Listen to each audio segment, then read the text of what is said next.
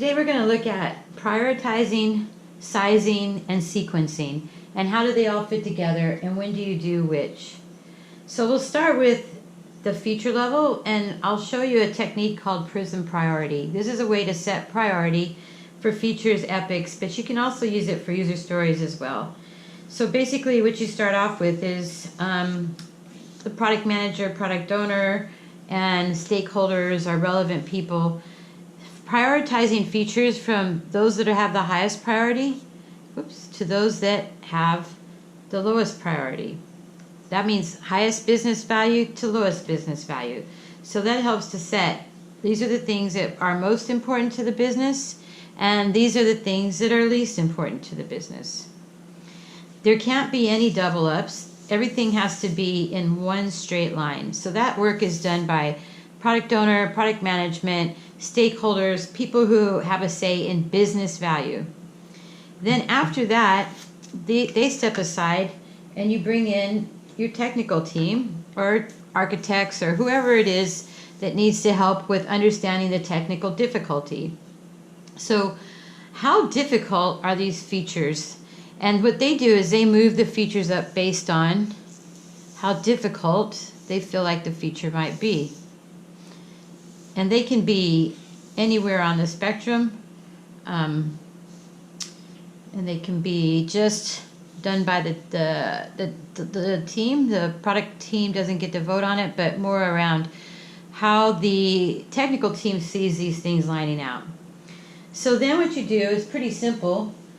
Everybody has a look at the work that's out there, and they say, okay, what we're seeing is basically 3 lines. We see a line for release 1, a line for release 2, and then the rest in release 3. Then what they look at is, wait a minute, this is really, really important, more important than this one, which would be done in release 1. How do I get this thing into release 1? Well, that's pretty simple, product owner. The way you get that into release 1 is you split it. So basically, split it and say, well, if I split it, then that one comes down a bit, probably still in release 2, but these other 2 sections, we might be able to get done in release 1. And those are the kind of conversations that the product owner, stakeholders, and delivery team have about the work. Once you get it into this form, it doesn't mean it stays in this form. You just use this technique to have the conversations. So basically, just understanding more about the technical difficulty, understanding more about the business value, and then how to split that value. And what you want to do is get these into sizable chunks. And the reality is, too, that this one over here that's at the very lowest business value is super easy to do. Is there any way we can get value out of moving that forward? So these are the discussions you'd have. It doesn't mean that just because you place it here that that's where it's going to be. It's a tool to have the discussions, and that sets the priority. So that's how you set the priority during roadmap planning. There's other ways of setting priority. This conversation isn't really about deep diving into any aspect of it, but more just understanding how everything fits together. Questions, Joe? So if 4 had, you split 4. What if 4, let's say that the stakeholders stated that they need all of 4 in release 1. Then they won't get it. It's not possible. It's too big. Yeah, but or so if those the other option, couldn't they take something? Yeah, other option is you can move these out and move them to a different release. But this way they have a canvas to understand what they're trading off. Okay. Right? Yeah. So yeah, it is possible, but it's got to be, okay, we can do it, but there's a trade-off and these won't get done. Right. So yeah, absolutely. That's what it's about, having the conversation. All right, so that's roadmap planning, and that should happen before things get down into the product backlog. So we're going to take feature number 1. We're just going to take that into a sprint view. So let's take feature number 1. Now the product owner's job is to take that feature. This is our product owner. take that feature and break it into PBIs or user stories. So, and prioritize them based again on highest business value. So the product owner doesn't care about how big they are, how difficult they are, the unknowns or the risks associated with them. The product owner only cares about business value. So this product owner has broken down these PBIs into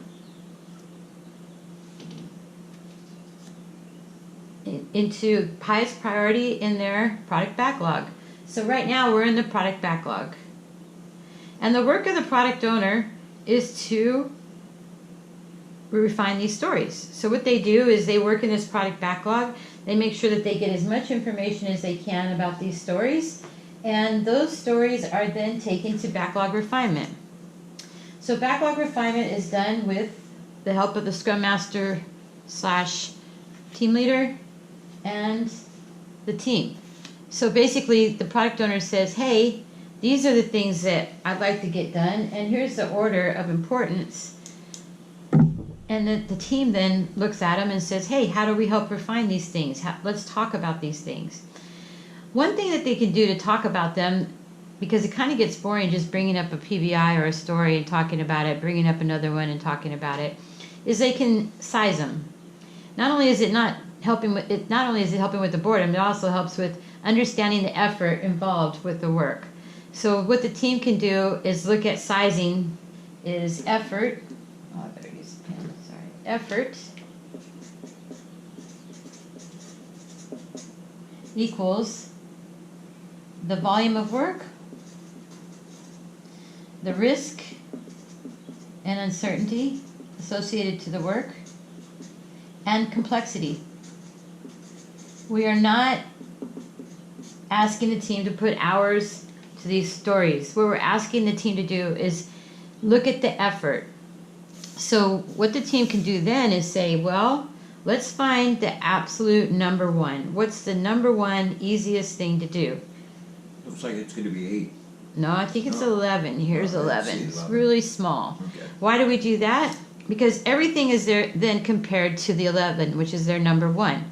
That's called relative sizing. But instead of calling it a 1, because the numbers can get confusing, we're just going to call this an extra small. So that's our super smallest thing that we have in our backlog. So then the team would say, well, what's the next thing that we have that has the smallest effort? Volume, risk, uncertainty, and complexity. Well, it looks like it would be 3 and 8. 3 goes first because 3 is higher business priority. Value. Yeah. Yep. Okay. And then what do we have? Probably 7 and 1. And then we're not really sure about 2 or 10. We'll have to How leave about those to 5 the and side. 6, Yeah, 5 and 6. 9, 9. And then we'll probably say 12.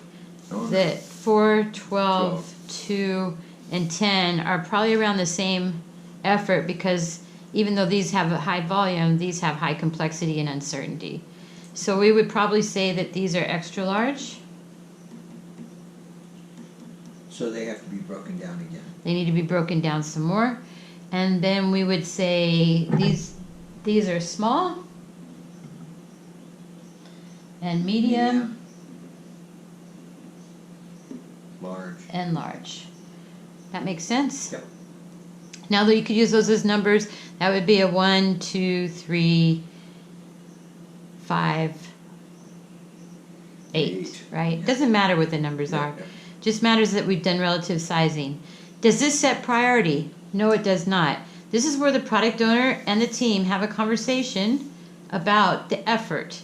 Why? To inform the product owner. That way the product owner can then take this backlog back and further refine it. So what they'll do is they'll continue to prioritize and refine the backlog. It's the product backlog / service backlog. Now this is the important thing too. This is done in isolation of thinking about what sprint they'll be going into. This is really just to look at the effort and the priority of the work. So now the product owner is going to go back and say, all right, my number 1 is a medium, my number 2 is an extra large, my number 3 is a small, my number 4 is extra large, my number 5, medium, medium, medium, small, extra small is way down there, extra large, 9 and 12. So what we do is, it doesn't lose its priority order at all. The priority stays the same, but now I have more information to think about priority. So as a product owner, what do I think about the priority now that I know the effort? All right, well, maybe this 11 does bring more value than I thought. So let's move the 11 up, maybe here, and maybe number 4, number 4, I really need that one. So I'm going to break that up and make that just as small as it needs to be. I'll break it up and put it in the backlog, and then I'll reprioritize that backlog based on that priority. So I'm just going to put these out of the way for now, but that's what the work that the product owner would do in preparation for sprint planning. So they're now looking at, okay, how do I reprioritize this work? What makes sense to do in what order? Now that I know more, I really don't think that 2 is going to be good. I might have to look at that some more. But I think on maybe the 8, so I still need that 1. So maybe it would look like this. And the product owner knows that these extra larges, they're not going to make the cut. They're not going to meet the definition of ready. They're too big. So when we go into sprint planning, these won't be considered. Any questions? Nope. Understand. So the only thing that 1 is still larger, so it's a medium and it stays at the top. So how does that work? Because that's the highest priority. So if the team could only deliver one thing, this is the most important thing to deliver. Okay. And that's okay. If the team can deliver 2 things, then we'll get those 2 things. So that's it. That's the order in which the team needs to deliver. So that's great. So now we have our prioritized backlog, and we're ready to go to sprint planning. So now we move into sprint planning. Team leaders facilitating. The team's here planning the sprint. And the product owner doesn't really get a voice in planning. They stay over to the side, right? And so basically, the team says, okay, great. We know that we're not going to do these. They're not eligible to come into the sprint. They're too big or too unknown, or the effort's too much. So those are off the table. So now we just look at these backlog items in priority order. And then what the team does is called sequencing. So the team says, all right, we know number 1 is the most important, but it's actually dependent on number 5 being done first. So we're actually going to have to do number 5 first, and then we can do number 1. Number 8 doesn't have any dependencies. Number 11 doesn't have any dependencies. Number 3 is dependent on 7, and number 4 is dependent on number 9, and number 6 is independent. So now we come out with a sequenced backlog. Okay. Next, the team goes back to the product owner and says, okay, product owner, here's our readout. This is what we can do, and this is the order we can do it in. And we think we can actually, because of our capacity, we've gone and tasked all of these PBIs or user stories. We really think it makes sense to draw the line at 3, because 4 has a dependency on 9, and we're not going to be able to get that done. So we're going to pull these out for the next sprint, or for another sprint. Maybe not the next sprint. Those go back in the backlog. This is what we think we can get done based on the hours that we have and the hours that we've estimated per story or PBI. And then the product owner gets really upset. No, they don't. And then the team negotiates that. So the product owner might say, wait a minute, that's not going to work. I actually want this number 4 done. So what do we need to do to make that work? And then the team will negotiate, and they'll shift things around. So the priority might change during sequencing. But in the end of the day, By the time they get done sequencing, they have a plan for the sprint. So that's in the sprint plan already. They're in the sprint planning. Okay. Yeah. So when you say that he needs number 4, so if 4 came in, who decides to take what out?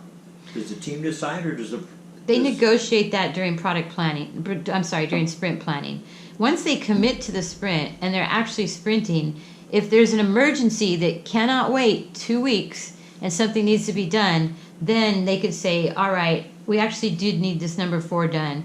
The 4 can come in, but there's a negotiation with the scrum master, the team, and the product owner to say, well, what comes out? So maybe 3 comes out and maybe 11 comes out, and Okay. then 4 can come in. Okay. All right.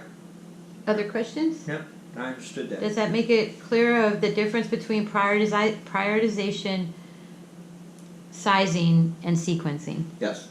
Yeah, prioritization is done by the product owner and stake owners. They're the ones that decide on what they fill into the backlog. Right. But everybody gets a voice in the end in what gets done.